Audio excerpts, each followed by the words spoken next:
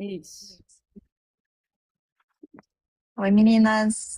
Oi, Sam. Oi, Lohane. Tudo bem? Espero que estejam Oi, bem. Gui. Tava falando pra Nick que aqui vai começar as monções, né? Que são é o período das chuvas, né? Porque a Índia tem quatro, tem primavera, verão, outono, inverno e monções. Daí vai começar daqui um pouco menos de um mês. E aí isso é a época das chuvas, né? E eu nunca estive aqui nessa época. Eu já vim 7 vezes. É a sétima vez que eu tô aqui, mas eu nunca peguei essa época das chuvas. Teve uma vez que eu fui embora em junho, só que tava bem no começo, né? E aí no meio de junho, assim, pro final começam as chuvas, né? E aí falaram que tem dia que chove muito, fica assim, chovendo sem parar. O Ganges sobe muito também. Teve uma vez que disse que entrou no Ashram e assim, depois eu vou filmar lá para vocês verem. É muito alto o muro que tem o Ganges, aí tem o muro e o Ashram, né? Atrás do muro. Diz que passou o muro e subiu, entrou no Ashram, no templo, assim. Então, logo no começo do Ashram tem um templo, né? E aí, vamos ver como que vai ser, né? Oi, Ju, tudo bem? Oi, Tatiane. E com Entraram o agora. calor, Ju, vocês aí acabam tendo que ingerir água mais?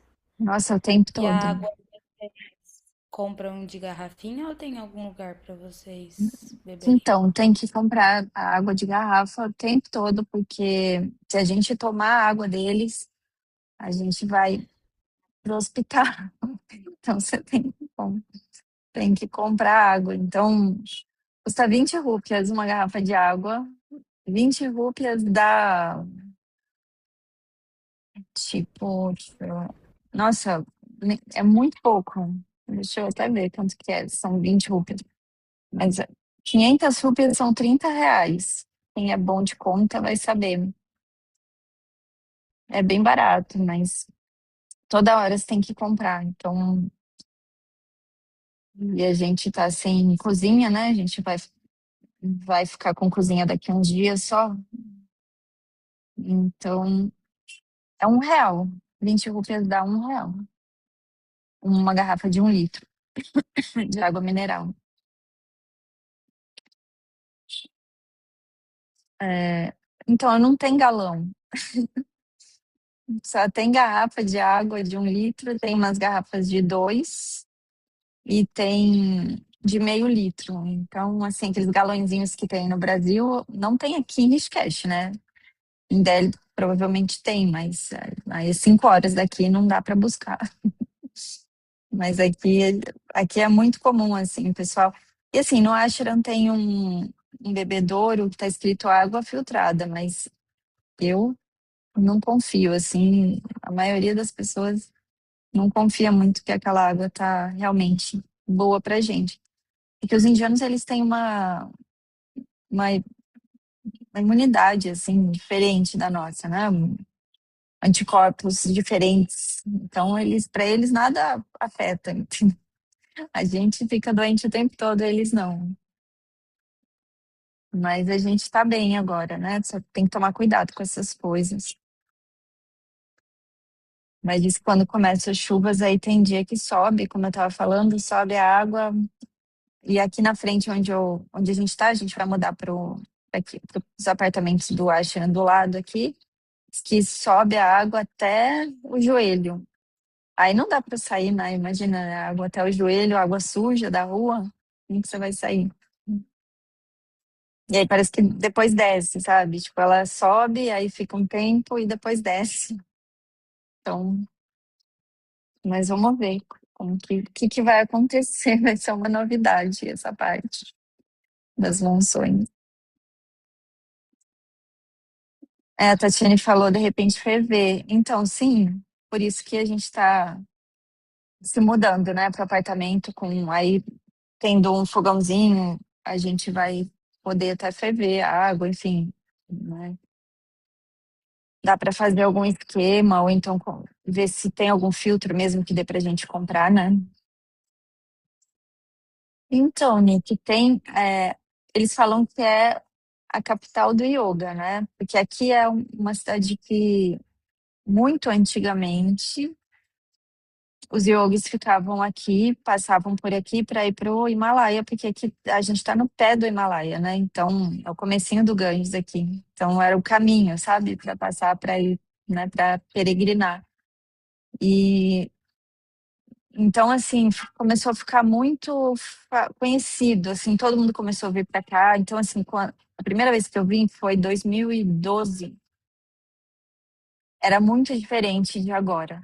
Tá muito diferente.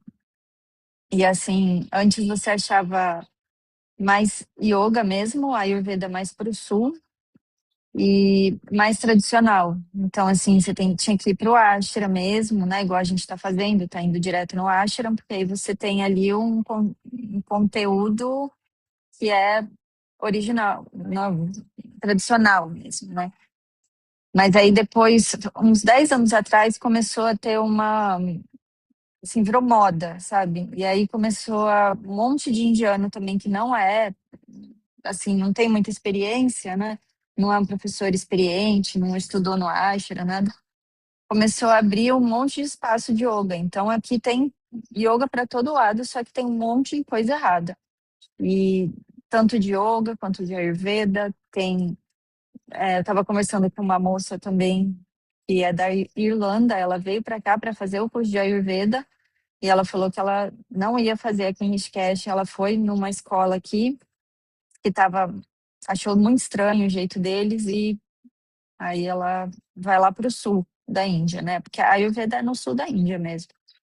E aqui, Rishikesh agora, você tem que ir nos ashrams que são mais tradicionais. Qualquer outro lugar que você vá não é garantido que seja o ensinamento correto.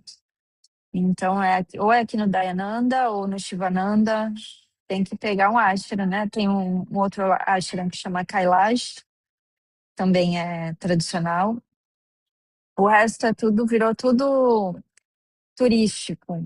Tem algumas, você pode encontrar prática de yoga que seja agradável, tal, mas eles não têm assim uma tradição mesmo para passar, sabe? Então, para vir até a Índia, para não buscar o tradicional, né? Eu acho que não vale a pena. A pessoa melhor ir para um ashram, né? Você vai ter um conteúdo realmente que é correto, né? Mas é assim, né? Mas o sul também é maravilhoso. O sul é mais preservado do que o norte. O norte está mais moderno, assim, tem mais turista. Eles estão já se ocidentalizando, né? Como o pessoal fala. Então, tem bastante gente já que não usa nem as roupas indianas, né? Então, tá, tá diferente. No sul, eles são bem tradicionais mesmo. Aqui a gente está bem tradicional, porque o ashram, qualquer ashram que você vá, você tem que usar roupa indiana, você não pode usar outro tipo de roupa, eles não deixam você entrar no ashram. Então a gente fica convivendo com pessoas, a gente está no meio aqui nesse bairro onde a gente está, que as pessoas estão todas vestidas de indiano e tudo mais. Mas saindo daqui, indo para outros lugares aqui de Rishikesh, aí tem pessoas de to- várias buscas, né, diferentes e de todo tipo. E tá tudo certo também, cada um com as suas buscas, né? Mas a gente fica às vezes chateado porque, por exemplo, o Ganges é considerado a mãe divina, é a mãe Gangá, né?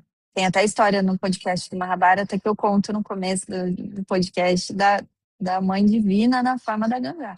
Então, assim, existe um respeito muito grande, toda noite tem puja, daqui a pouco começa a puja, eles fazem, né, uma puja de frente para a água do Ganges, então todo mundo tem muito respeito, as pessoas não, por exemplo, você vai entrar na água, você não vai engolir água e cuspir, sabe? Esse tipo de coisa. Eles tomam muito cuidado para não. Porque, assim, é a mãe divina. E aí tem algumas pessoas, turistas, que estão vindo e desrespeitam o Ganges. Então ficam bebendo na beira do Ganges, coisa que não existia antes, nem bebida em Rishikesh, agora tem, ficam fazendo festa na beira do Ganges. Você quer fazer festa, faz em outro lugar. Não sou contra a festa, cada um faz, né? Tudo bem fazer, mas não na beira do Ganges, né? E aí diz que as meninas estão entrando de biquíni, fio dental no Ganges, e eu não vi isso, graças a Deus, porque diz que os indianos saem todos da água. A hora que entra, assim, elas chegam, eles saem todos, assim, todos chateados, as mulheres choram, enfim, é tipo, não é legal, sabe? O pessoal começou causar mesmo, assim. Mas eu não vi isso, assim, não tá em toda parte, porque a gente andou um pedaço bom, né, aqui na beira do Ganges e a gente não viu, mas é que a gente tá bem numa ponta, assim, mais preservada mesmo. Aí tem um bairro que chama Tapovan, que é onde tem essa concentração de pessoas que não estão buscando yoga, nem Vedanta, nem nada, elas estão só para passear mesmo. E aí acabou não respeitando a tradição, assim, do lugar, né? E mesmo as roupas, as indianas estão todas, mesmo as indianas modernas, né, que a gente fala que é moderna, elas estão de calça, de camiseta, sabe? Tá todo mundo coberto. E aí, assim, a gente se sente estranho, sabe? De ficar com alguma coisa por uma saia curta, ou um shorts, alguma coisa. É estranho. Só que tem gente que não liga, né? E fica. Eu acho que não custa você estar num lugar que as pessoas se vestem de uma forma, né? Tem as muçulmanas, sabe? De burca, o pessoal todo coberto, e assim, a gente pode respeitar, não, né? Acho que faz parte da.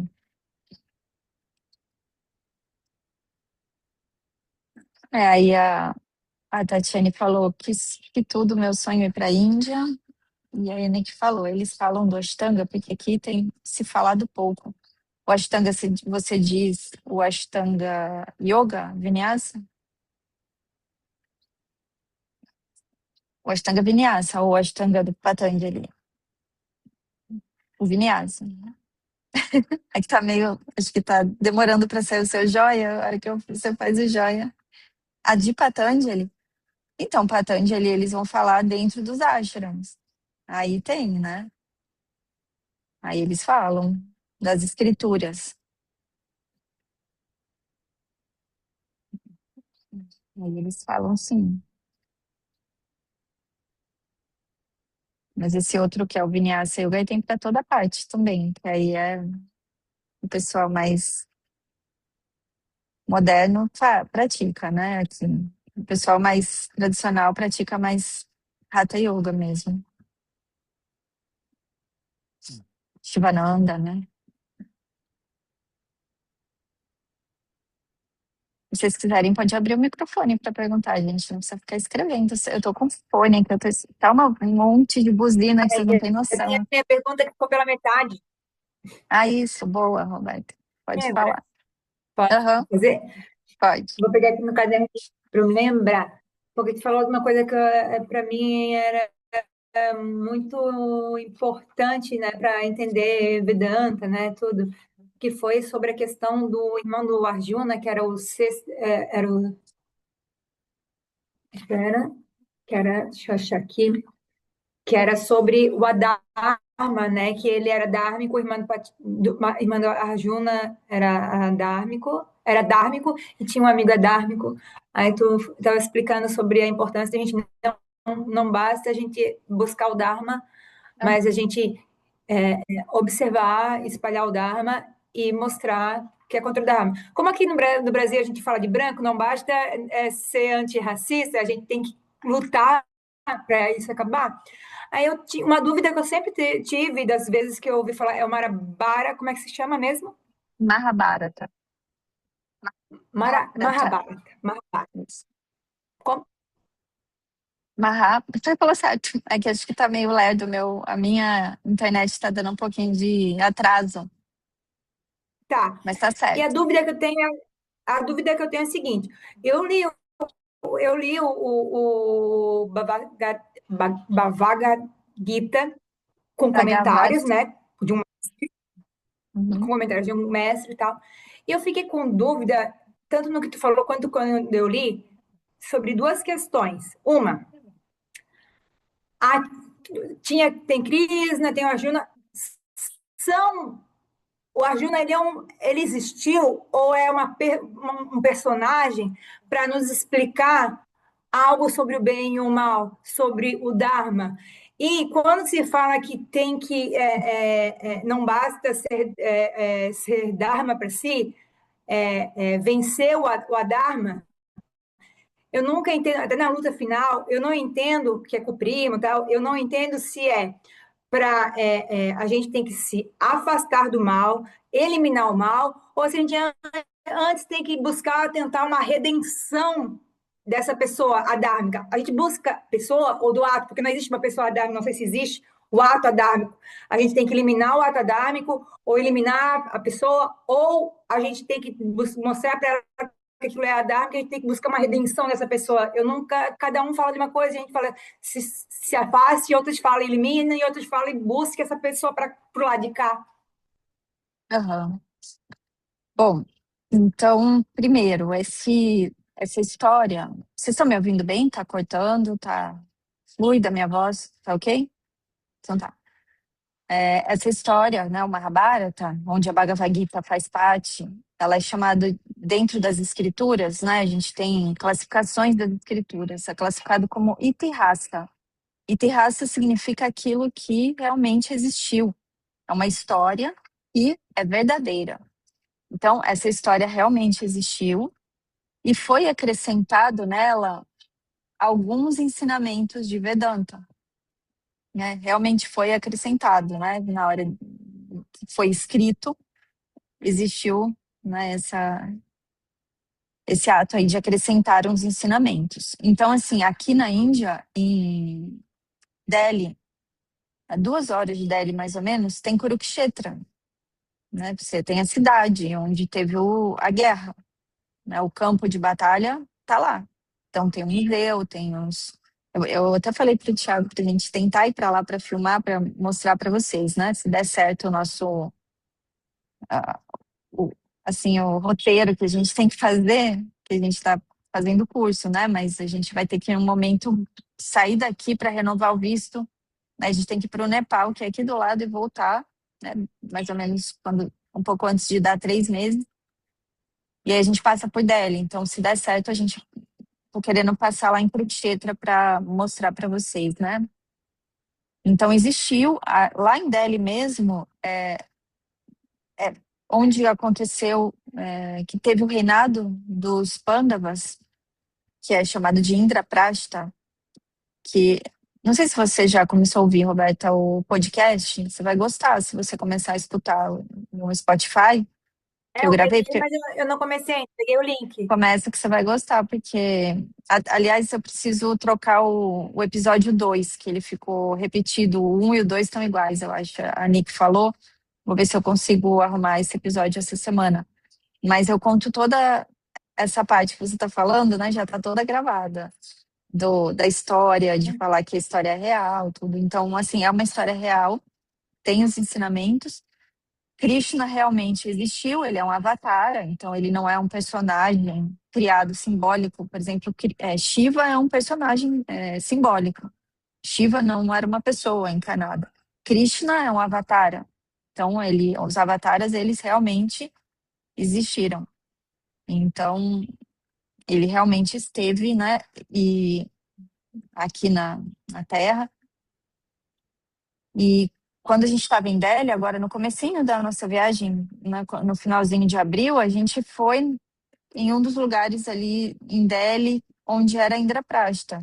Né, eu até postei, eu não sei se você tem Instagram, eu postei uma foto e gravei um vídeo da gente nesse lugar, onde foi construído o castelo dos Pandavas, e Krishna ajudou a construir esse castelo, então é um lugar ali que é muito especial.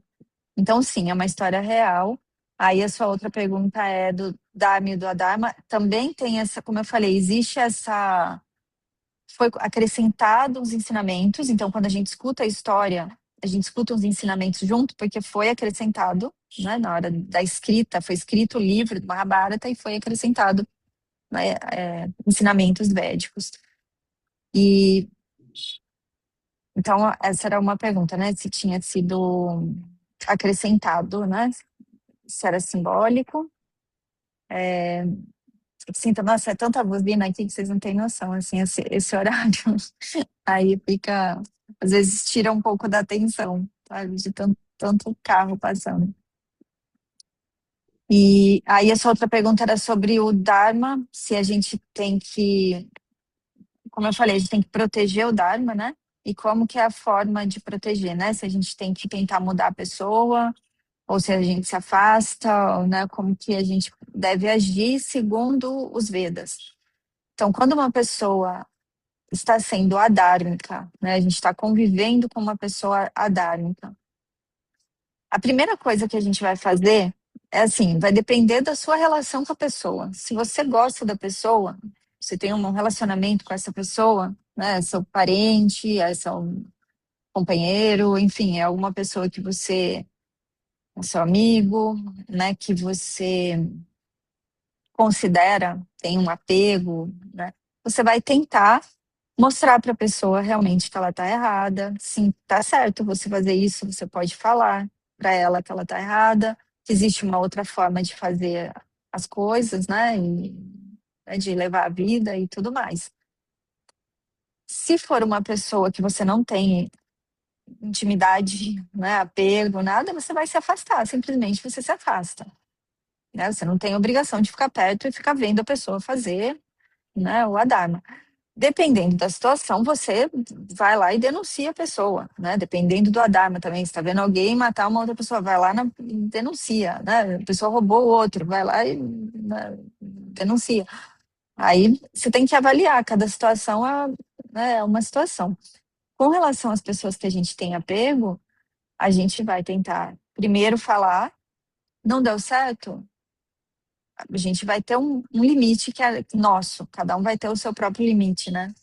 De que isso daí, na verdade, a gente acha que a gente tem muito livre-arbítrio, mas os Vedas falam que o nosso livre-arbítrio, a gente tem as situações que são pré-determinadas para a gente viver, que é o nosso prarabdha karma, elas são já definidas, o tempo que a gente vai viver aquelas situações, e a gente não consegue simplesmente sair da situação, né? A gente tem que finalizar aquele aprendizado, aquela situação. Então, e às vezes isso envolve uma pessoa que está ali sendo adármica e você está convivendo e você não consegue sair de perto, mas a gente tem que ver que aquela situação está errada e tem que começar a fazer um movimento para se afastar.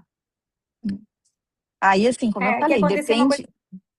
bem rapidinha para explicar. Pode falar. Acontece uma coisa comigo com um familiar que tem a ver Uhum, com questões relacionadas à criança e a idoso que eu acho abusivo. Aí, por exemplo, eu fui na casa da pessoa e falei o que eu pensava, porque eu tinha todo o direito de falar que eu achava bem abusivo. Eu não... E mesmo assim as pessoas não mudaram. Daí eu pensei assim, gente, eu tenho que passar 3 semanas sem visitar aquele parente, digamos que a minha tia mais velha mora lá. uhum, Porque é tanta dharma que aquilo ali me consumiu. Não tá errado, gente, não pode tratar ela assim, tem que tratar, tem que ser assado, tem que ser assado, não pode tratar a criança desse jeito.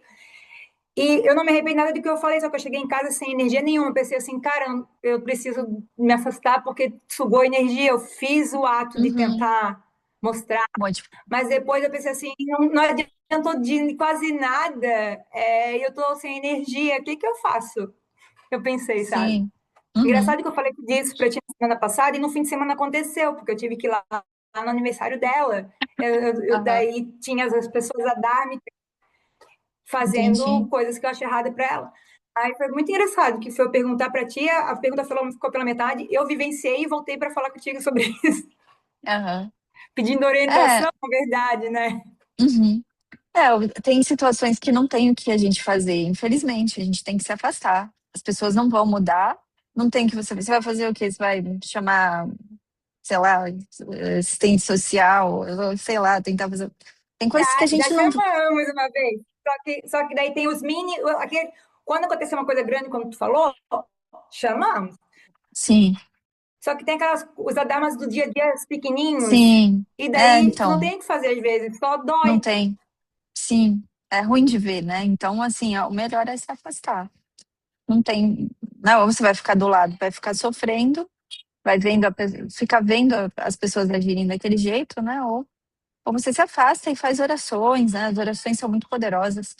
Faz orações, mentaliza as pessoas sendo, né, iluminadas por uma luz do conhecimento para sair essas trevas, né, do adharma, da mente da pessoa. Porque, assim, as orações, elas são muito poderosas. Então, né, utilizem elas. É uma ferramenta que a gente tem e que a gente não precisa pedir permissão para usar. Você não precisa pedir permissão para fazer uma oração, né?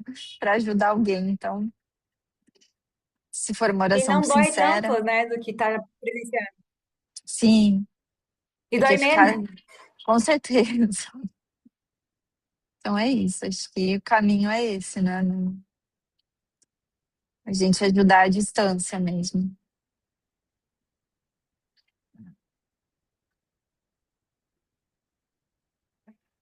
E mais alguma pergunta, meninas?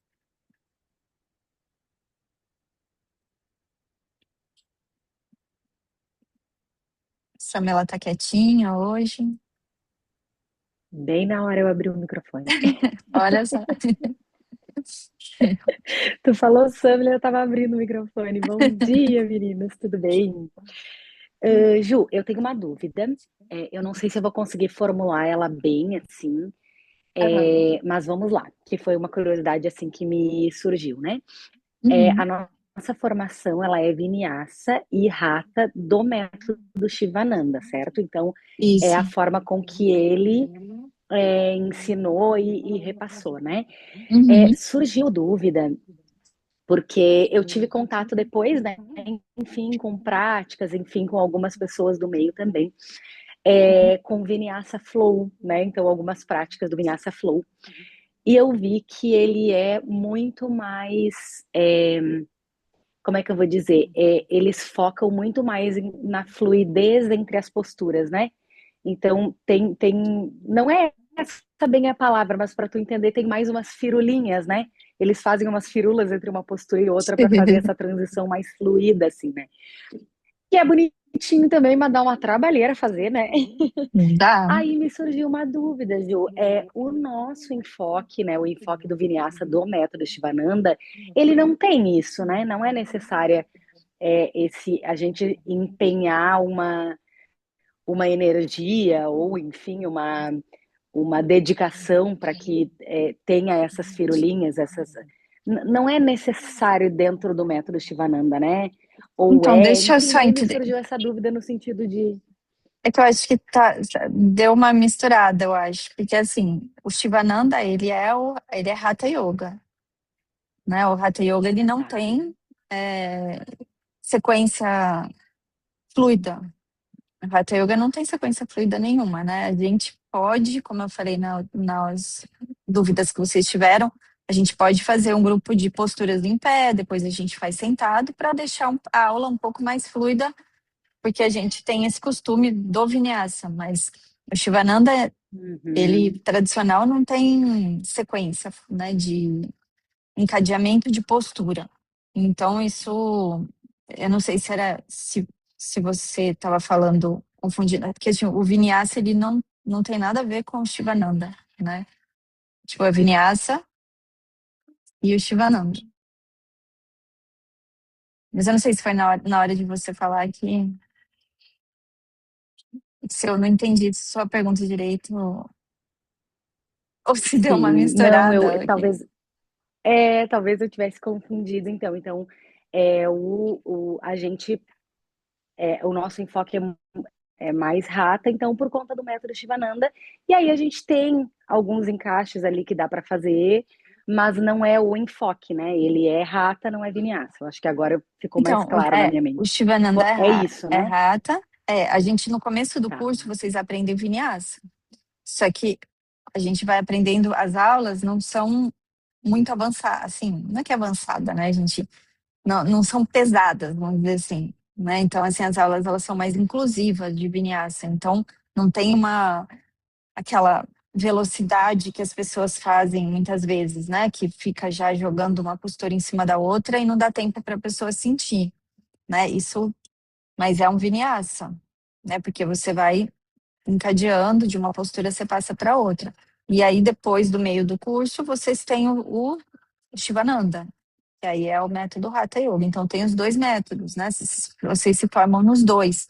Mas aí tem professores que vão desenvolvendo, né? E aí vão fazendo mais, né?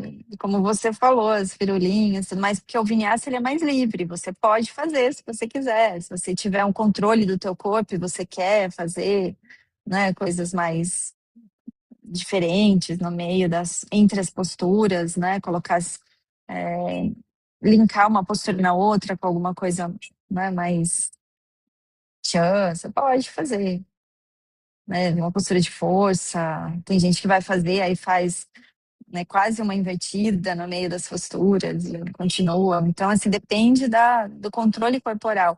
Mas isso não é necessário, né, para a gente dar aula de vinyasa, para praticar o vinyasa, né? Isso é uma forma que as pessoas podem querer fazer, dependendo desse controle mesmo corporal, mas a gente pode dar as aulas mais inclusivas para que as pessoas consigam participar, porque se a gente faz desse jeito, a maioria não consegue, né? Assim, a não ser que você esteja em São Paulo, você vai abrir uma turma mais, né, específica com esse enfoque, e aí você está na capital, você tem Rio de Janeiro, você tem, assim, bastante volume de pessoas para você conseguir montar uma turma muito específica. Nos outros lugares, e mesmo em São Paulo, né? Assim, na maioria das vezes você tem que dar aula para todo mundo, diferentes níveis. Então, o Vinyasa que a gente dá no curso, que ele é mais inclusivo, você consegue, todo mundo consegue ir praticando e vai aprendendo a movimentar nas posturas e tudo mais. Então, esse é o enfoque, né, do curso. Dar as aulas de forma mais inclusiva e aí quem quer depois, né, aumentar esse. Eu estou até pensando, que agora está super corrido, né, em dar uma especialização em Vinyasa para acrescentar algumas coisas, para quem já formou mesmo, né, e aí dar um. E pessoas que também já são formadas em outras turmas, né, se quiserem se aprofundar. Então, estou com os planejamentos, mas eu preciso primeiro finalizar aqui essas questões, né? Da mudança, a gente vai mudar de apartamento, né? Tem o curso acontecendo, então. Mas é Eu isso, queria, já acho que que ela era. fez essa pergunta, eu queria acrescentar uma pergunta. Eu já notei isso, de fazer uma a vinhaça mais avançada, às vezes, em aula particular, assim, tipo, a pessoa já tem, ou para uma, duas pessoas, né? Mas agora Aham. ela fez uma pergunta para minha dúvida, daí só quero ver se eu entendi. Tem gente que fala, tem gente que fala assim, eu faço vinhaça, eu faço vinhaça flow. Aí eu nunca entendi, porque para mim, tá, mas vinhaça já não é flow? Existe a diferença? Ou tipo, é vinhaça, é flow, então só diferencia, como tu falou, Né? há uma questão da pessoa ter mais experiência e fazer uma coisa mais ágil pela experiência, mas, tipo, tudo é A mesma vinhaça. coisa. Isso. Não É existe tudo vinhaça igual. flow. O vinhaça é flow. Não Isso, tem Vinyasa é modalidade flow. vinhaça e vinhaça flow. Não, é tudo flow. Tá. Era isso que eu entendi. Senão não é Vinyasa, né? Se não for flow, não é Vinyasa. Mas pode ser flow inclusivo, pode ser o super flow, né? Mais elaborado que a pessoa já desenvolveu. Mas eu tô Mas é falando como isso. conceito. Eu É a perguntei assim mesma como coisa. conceito. Conceito é Sim, vinhaça é flow. Essa sim, questão seria, digamos, tem gente até que usa assim, ó, é, é, intermediário, avançado, mas é vinhaça. é tudo Vinyasa, é isso. É isso. Exato, meninas.